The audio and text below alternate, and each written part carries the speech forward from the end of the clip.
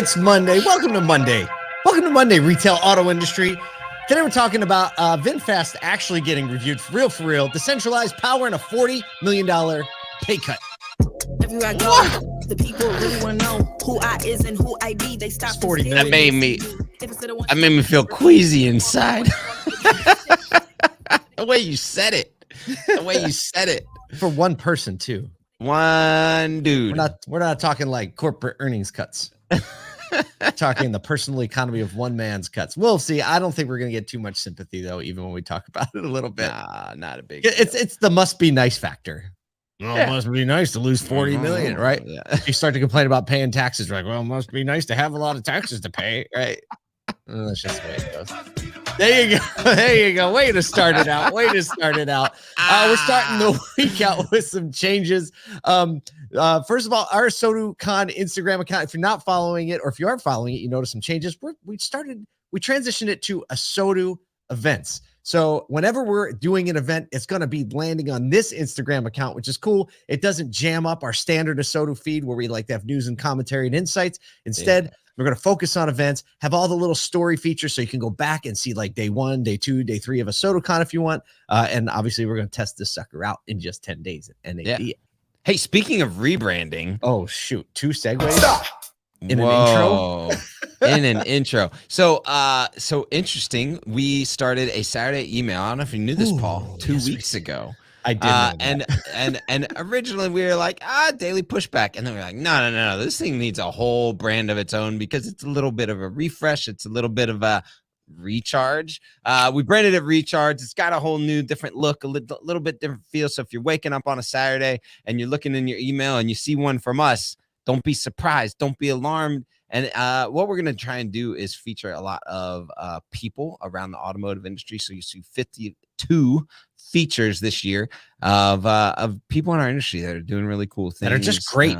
That are just great. Great. So great leaders, a little great bit of people. a fresh, longer read, less news, recap of the week, and no hopefully acronyms. recharges No acronyms, we promise, on Saturdays.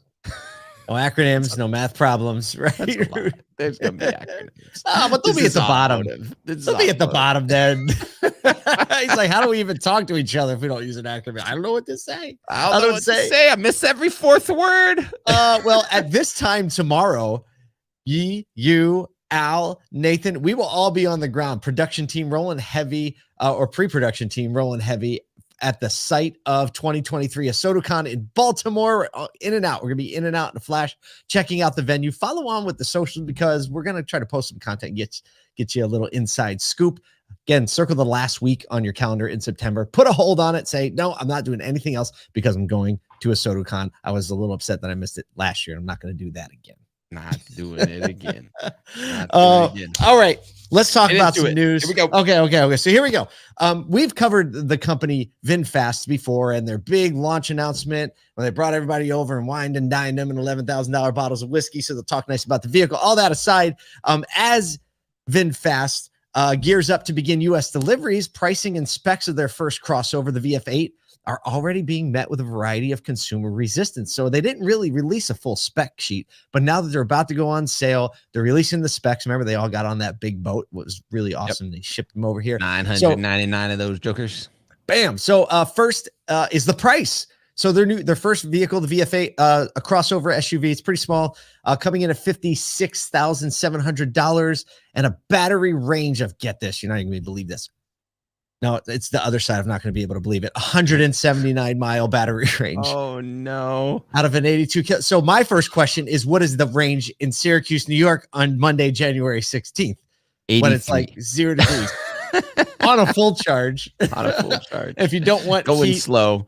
So to compare this, the Hyundai Ioniq 5 has a 266-mile range and starts a lot cheaper, right? Just over 42,000. So there's a massive price difference and a massive range difference. Other EVs such as the Kia EV6, Volkswagen ID4, Ford Mustang Mach-E also have a higher range at lower prices. And customers seem to be feedback a little confused with the leasing model. If you remember, VinFast is the one that says we're going to let you lease the car and also lease the battery separately, and then All right, so question. There's either one of two things happening. Either they didn't spend enough time on the battery technology and we're kind of like, all right, we got to get this across the line. We'll lease them separately.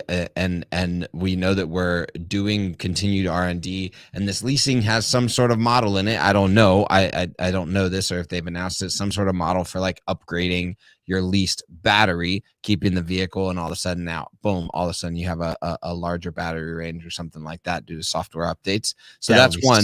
Stupid. Or and this isn't like a market research, whether or not I think there are a lot of countries where you just don't see the volume of driving that you see in the US. So if there's not been a lot of market research on the necessity for a longer battery range, like do you think that that's an issue? I don't know if that's an issue, but like I think that just the general thought of like, do I want to spend more money for less range? Right. Like, I mean, the anxiety, I'm just so interested to see, but like, I agree with you, like on the software thing, like maybe they will roll out a software update and it's just a tough, like thinking about it from a brand play launching. I mean, it's got it. Is it the lowest? Is there one that's lower than 170, whatever miles an hour? yeah, not over 56,000. not over 56K. No. Yeah. I mean, there's been a few that have been launched at like that 110 mark, but they're like 30,000. If it was a value, it's like a value-based vehicle though, right? Yep. Exactly. So we linked up a review in the show notes from YouTube. Oh, what's the name of the YouTuber? I'm sorry, I don't have your name up here. We'll get it in a second, but somebody's already typing it in. So reviews at CES, VinFast seemed to be really open-handed with their their demoing. They would just literally, this YouTuber's in a back lot. There's a bunch of VinFast vehicles. He's like, we didn't even really tell them who we were. They just said, yeah, you can test drive the vehicle here around the parking lot. They took him for a road test drive. And the title of the YouTube video is I drove. Now, this is someone who actually got invited to go out and do the big demo overseas and decided not to do it. Yep. Right. Because he didn't want unbiased. Yep. And so the title of the video is this: I drive the VinFast VF8 for the first time! ! And I really wish I didn't. Now, this is a man after my own heart for one of two reasons. Kyle's like, that gave me warm fuzzy.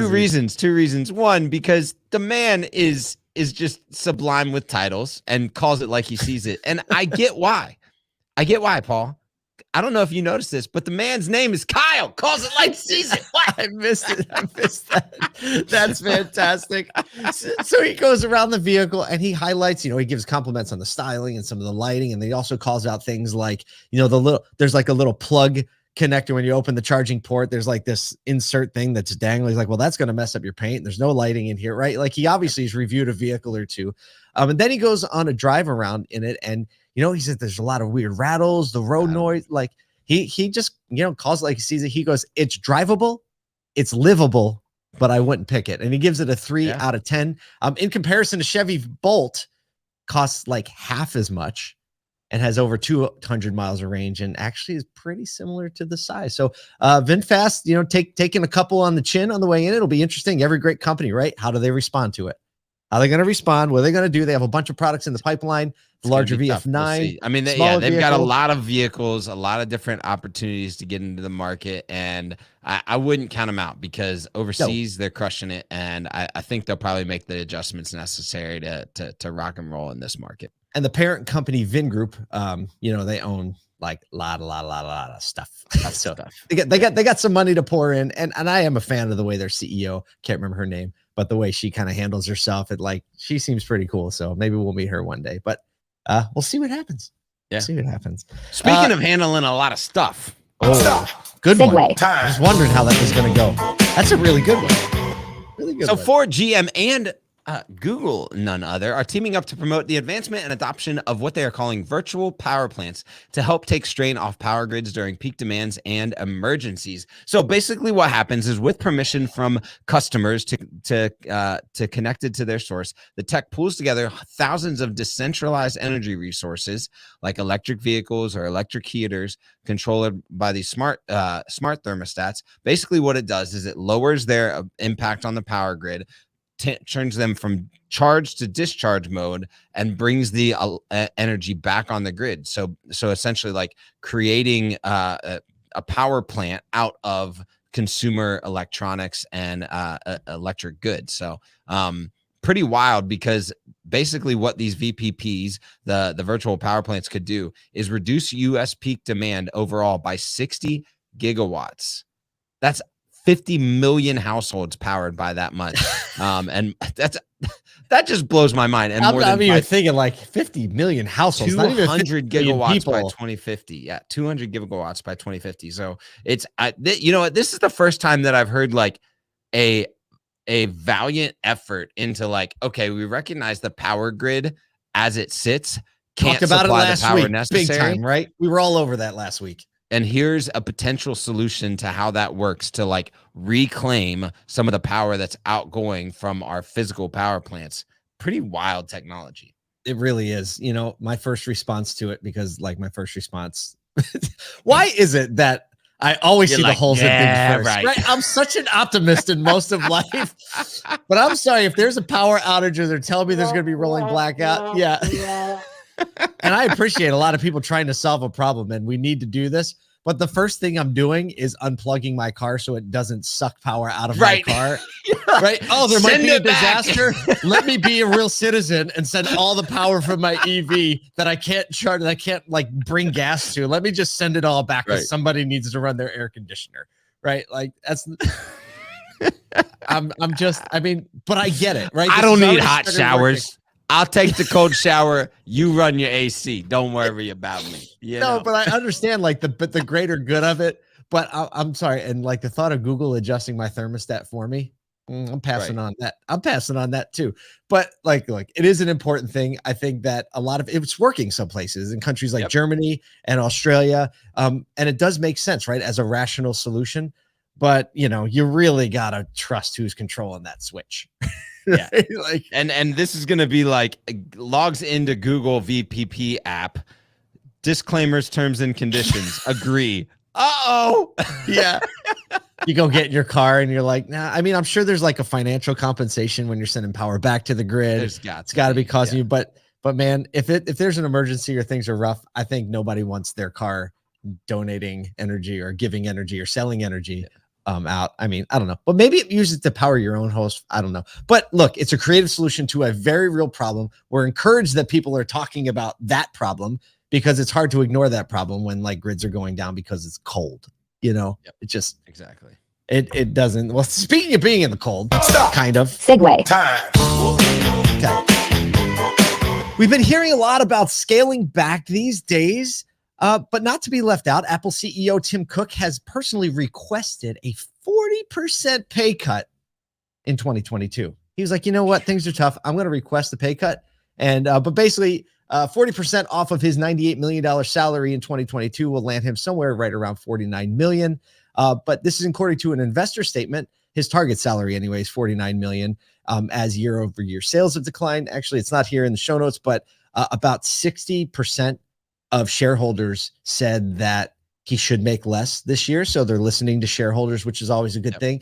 His compensation is $3 million base, $6 million cash incentive. I don't know how those two wash out. And then everything else is usually in terms of like stock rewards and options and things like that. It's complicated, big time CEO stuff if you don't know.